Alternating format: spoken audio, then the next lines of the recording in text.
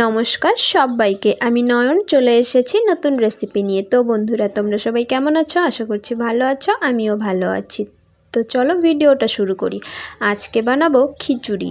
তার জন্য দেখো পরিমাণ মতো চাল নিয়ে নিয়েছি। চালটাকে এবার সুন্দর করে ধুয়ে নিতে হবে। আমি কিন্তু 1 কৌটো চাল নিয়েছি, তোমরা তো দেখতেই পেলে কতটুকু কৌটো দিয়ে নিয়েছি।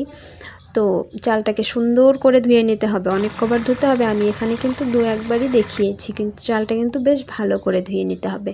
তো চলো, চালটা আমার ধোয়া প্রায় হয়েই গেছে। এবার আমি গ্যাস জ্বালিয়ে কড়াইটা বসিয়ে দিই। তো কড়াই বসিয়ে দিয়েছি, গ্যাসও জ্বালিয়ে দিয়েছি। এটা এবার গরম হতে থাক। চলো এবার আদাটা থেতো করে নেওয়া যাক।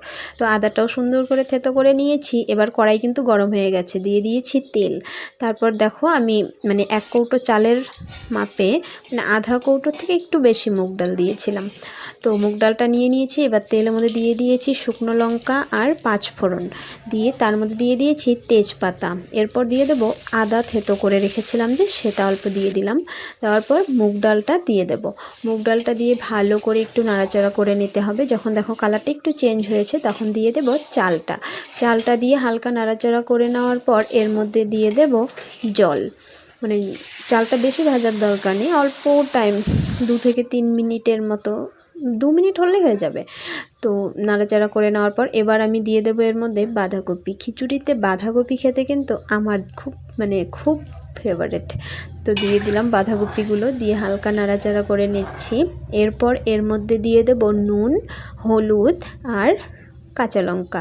তো নুন হলুদ দিয়ে দিলাম, এবার কাঁচা লঙ্কাটাও দিয়ে দিয়েছি। এবার সুন্দর করে নাড়াচাড়া করে আমি এটাকে ঢেকে দেব। ঢেকে দিয়ে আঁচটা একটু কমিয়ে দেব। তারপরে দেখো আমার কিন্তু প্রায় কমপ্লিট হয়েই গেছে। ঢাকনা খুলে দেখি সুন্দর সেদ্ধ হয়ে গেছে। এবার নাড়াচাড়া করে নিয়েছি। এর মধ্যে দিয়ে দেব এবার থেতো করে রাখা আদার থেকে আমি একটু রেখে দিয়েছিলাম, তো সেটাই দিয়ে দিলাম। আর দিয়ে দিলাম ঘি। অনেকেই অনেক কিছু দেয়, বাট আমি এভাবে সিম্পলভাবেই করি।